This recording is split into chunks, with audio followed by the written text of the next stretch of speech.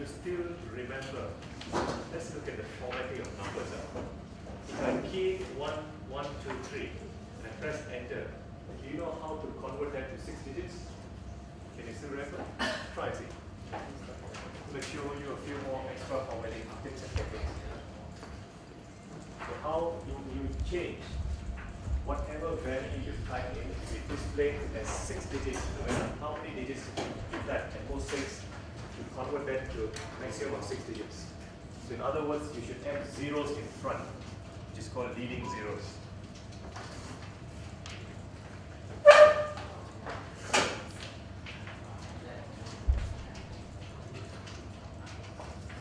Use your custom option. Right click, format cell, under number tab, go select the custom category.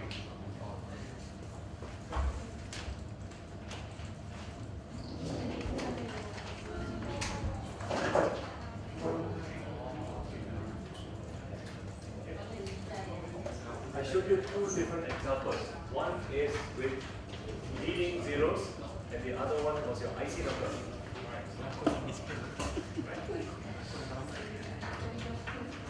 You type IC number 8703012.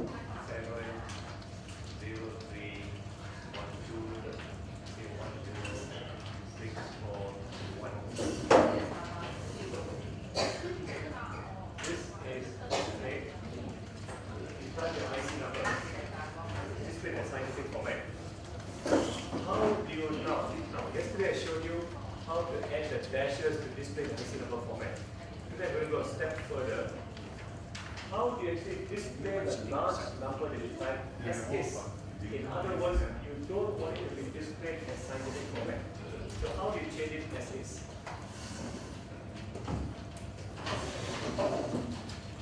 If you look at the options available, right? These are the options by default display in scientific format. Now, one of the options for you to display a large number as is you right click on the cell, you select the option format cells. Now remember yesterday you were running through all the names of symbols on the keyboard. Okay, go select custom. Right? Now if you just type your hash key, see, just type your hash key once, it displays a large number as is. It will not convert it into scientific format. That's where your hash key comes in. Okay? The hash key is used more for large numbers. Display as is.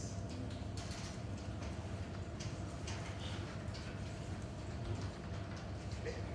When I select hash and I click OK, see, the IC number is displayed as is. So in future, if you need to key an IC number without the dashes, use this option.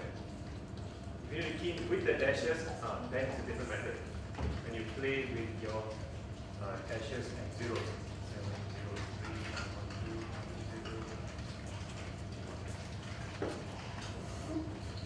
0. Then you need to play with your zeros and dashes.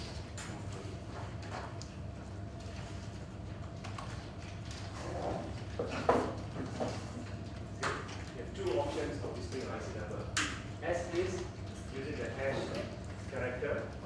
This is using hash.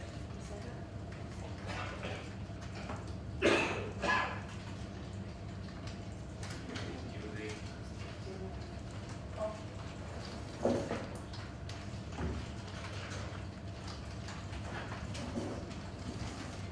okay. So under your format cells, you select the option hash number and book. The customs category, so you right click on it, and here you change it right after you type in the number. Okay. You insert the hash character, displays a large number as is, and then if you play with zeros to the dashes, you get it to be displayed as an IC number format. So 2 different options. So sometimes in your system, it doesn't allow you to key in the dashes. You just key in the number, the conversion is done automatically. Or you just want to display the large number as is, like the IC number, then you play the hash key.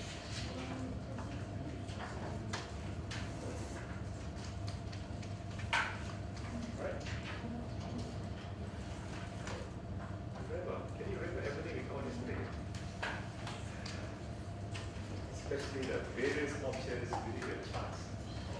we only count a few charts because sometimes I do a two-day program of charts from what to count.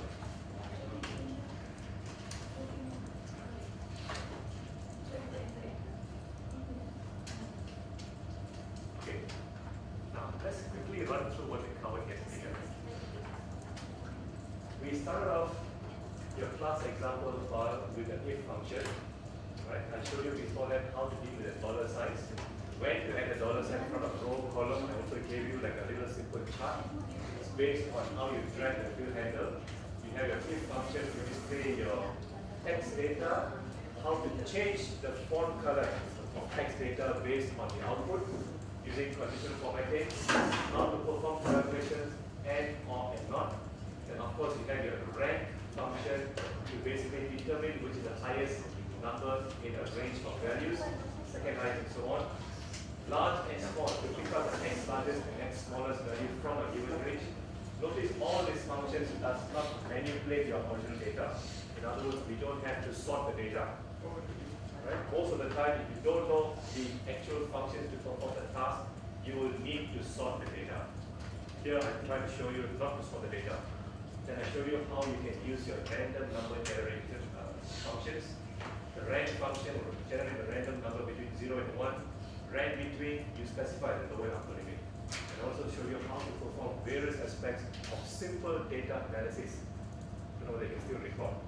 Once you generate a random number, how to highlight values less than 50, maximum value, those, how many of them have values less than 50, the number of cells, so all that we covered is a simple analysis. Then we move on to your column and row functions. Right? I also showed you how to apply the our function and the mod function. Mod function gives you basically the remainder of balance after the number is divided by the divisor. We actually use this mod function inside conditional formatting to highlight alternate columns of the same color or alternate rows of the same color. Okay. This was what we did yesterday. I also showed you how you can use the table feature to display alternating rows of the same color. Right? And we moved on to your count function. In terms of data analysis, you need to know basically your three key functions. Count if S, sum if S, average if S. The S simply states you have multiple conditions. If you only have a single condition, you just apply count if, sum if, average if. With these three functions, you can do lots and lots of analysis. Okay. Then we jump to the various aspects of charts, starting off with the difference between a scatter chart and line chart. Okay. For same data selection, you'll find that charts will be displayed quite differently. Then we moved on to a column chart, how to insert a picture within each column, change the border, display the text data of your legend, how to insert labels in a different alignment inside each of your columns, moving the position of your legends and so on. And then your chart 3 was how to insert and create a bubble chart. Right? The size of the bubble is based on your market share. By default, they're all the same size. So you know how now to change the bubble size based on your market share. Chart 4 was basically display high values against low values, where to display the low value, you need to convert the lower column bar here to a different chart type, which is line chart, and activate the secondary axis on the right hand side. Otherwise, it is very difficult to read the chart. And I also did tell you very specifically, please don't display a chart with very high values against very low values. It looks very, very awkward. Then chart 5 was a comparison in terms of usage between females and males. How we also move your y-axis from the middle to the left-hand side and change the x-axis values to be displayed all as positive. And I went a step further. I showed you how to change the font color of your negative numbers to red. Okay, that was one. I also did tell you that the steps are hidden from rows 12 to rows 22. And then the next chart was your gun chart. This again is a modification of your stacked bar chart. Right? And it depends on the chart that you want to create. Whenever you see data, please don't make the mistake of highlighting all the data. It really depends on the chart you want to create. In this case, to create a Gantt chart, you only select the first two columns. Once the basic chart has been created, you drag across to highlight column C. And then you reverse the order of your y-axis labels and so on. Okay. And then we finished off with basically your histogram. Right? I showed you how to use the frequency function based on the number of complaints per customer. Right? And then you have your upper limit of your interval, then from your frequency, how you create a column chart. We duplicated the column and converted the second column into a smooth line scatter plot.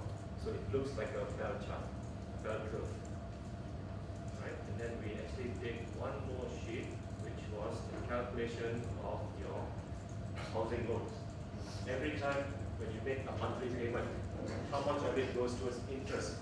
How much of it goes towards principal? We spent a bit of time here. I showed you the various parameters, and then we actually worked out the schedule here. So in future, you want to buy a house, you just have to make changes to your first few column B values here.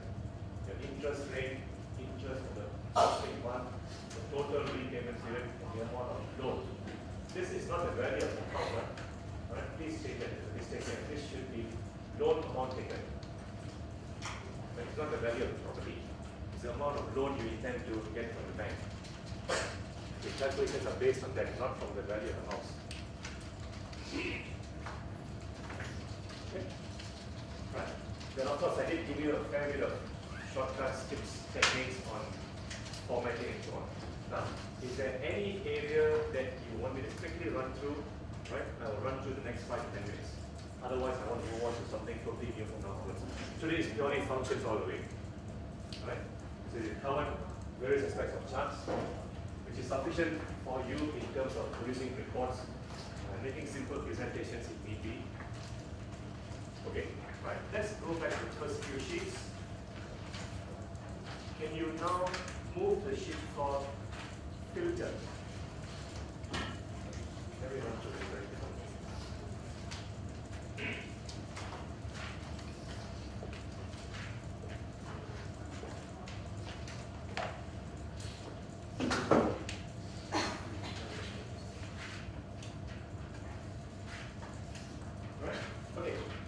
Filter is a means of summarizing large sets of data. When you want to perform analysis and you want to produce some sort of report, sometimes you need to look for specific information. Right? For example, if you look at this sheet, let's ignore the first few rows. Look at row 8 onwards. Row 8 is your header row, and then you actually have your data from row 9 onwards. Now, if you look at product category, we have quite a few different product categories. Okay? And then of course you have various description and quantity use. Now let's say that management now gives you a question and tells you, can you prepare a report to display only, let's say, a specific category. For example, you want to display only mineral juices. If you run through, I believe there's more than 200 rows of data. Okay? Now, I believe, if memory serves me right, correct, there's what, 7 to 8 different categories, and I only want to display one category. So how would you then just summarize this data and display only a single category? You need to select any one of the header cells.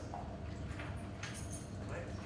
You click to select any one of the header cells. Right? Let's say I select product description. You try along with me. Now, to activate and display your filter, you click the Data tab and you select the option Filter. Okay. The minute you click on the option Filter, you'll find a drop-down arrow is displayed for each of the header categories here. Automatic. Right? It only displays headers, it only displays the drop-down list if the headers are side by side or adjacent. The term adjacent means side by side. Right? If you leave a blank column and you have a header on the next column, it doesn't make sense. They must be all side by side. Okay, now let's look at your product category filter here. Click on this drop down arrow. Can you see? These are all your different categories of items that you have. Now, if you only want a specific category to be displayed, by default all of them are selected. So what you do is you click on that select all button here. It's checkbox. It's all called checkboxes. And when you click on select all checkbox here, all of them gets deselected. Now you click on any specific category you want. Let's say we click on mineral juices here. Okay.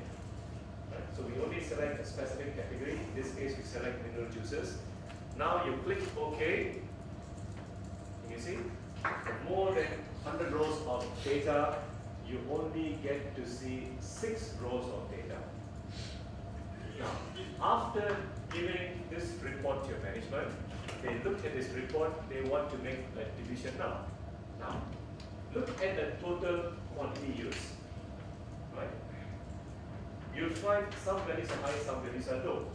Now, in this case here, when you produce this report to management, they want to make a decision. For example, fast-moving items like your spritzer here, because it is being sold quickly, you need to keep more stock of it. Right? Items that are not moving or being sold in smaller quantities like your tomato juice, you may want to decide whether you want to keep selling this or remove it from the shelf. Right? So there's 2 decisions that you want to make. You want to keep extra stock of fast-moving items and maybe remove the lower selling items from being displayed on the shelves. Now, how do I then display only fast-moving and slow-moving items? Let's look at the criteria for fast-moving items. Let's say fast-moving items are total quantities above 40. Slow-moving items now are total quantity used which is less than 10. So above 40 is fast-moving, less than 10 is slow-moving. Right? So now how do I summarize these 6 rows of data to display only fast-moving and slow-moving items? I click on the total quantity used drop-down arrow. Okay. I look for the option called number filters and I select the last option which is custom filter. Okay. So once again, click on the drop-down arrow, go select the number filters option and choose the last option, custom filter. Now, when you select the last option, custom filter, you are allowed to specify 2 different conditions of criteria. Now look at the bottom here. Can you see question mark and asterisk? Remember we went through this yesterday using your sum if s, count if s functions and so on. Question mark is used to represent any single character. Asterisk is used to represent 1 or more characters. Now, our criteria now is fast moving. What is your criteria condition for fast moving is not equals to but greater than. Choose the option greater than, type in the value which is 14. Right? So this will pick up all fast moving items. Now, slow moving items, our criteria for logical test should be less than. You key in the number 10. Okay? These are 2 conditions. You want to pick up fast moving items, which is values greater than 40, slow moving items of values less than 10. Now in between you have this parameter here, n or all. Which one of these 2 selection items do you select? N or all? Sure. Okay, good. You actually select all, not enter. The minute you select all and you click OK, can you see from 6 rows of data, it only displays 3 rows of data. Okay. Now, this is a very common mistake many people make. For example, I select cell D125 and I type equal sum.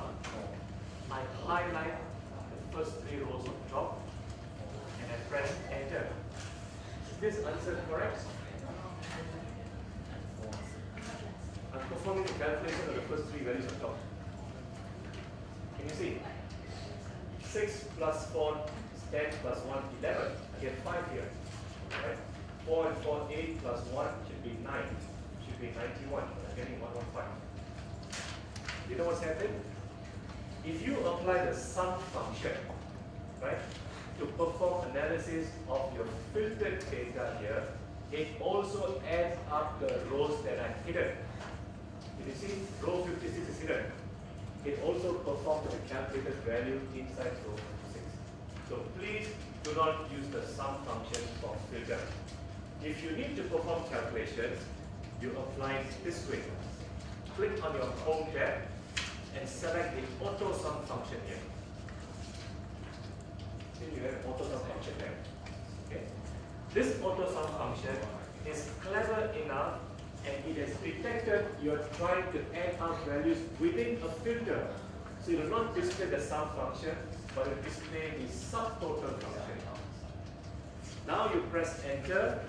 This is your actual answer, 91. Okay. Many times I find participants they actually use equal sum for filter and the answer is always wrong. Very, very low chance of it being correct. Okay. So if you need to perform calculations of filter, please apply your auto sum function. It will detect automatically. Rows that are hidden, it will ignore. Only whatever is displayed, it adds up the value and displays the final answer.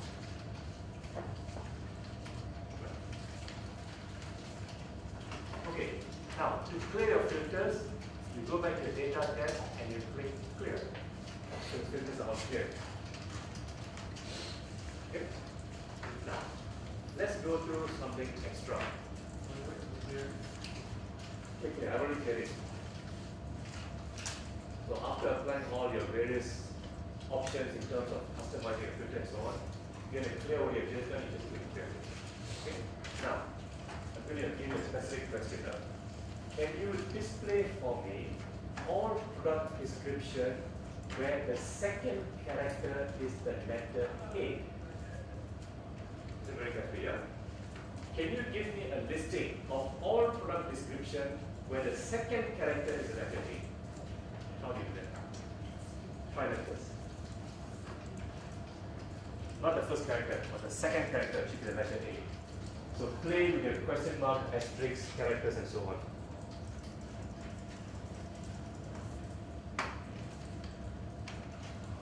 So select custom filter. The last option, then play with it. Make the changes there.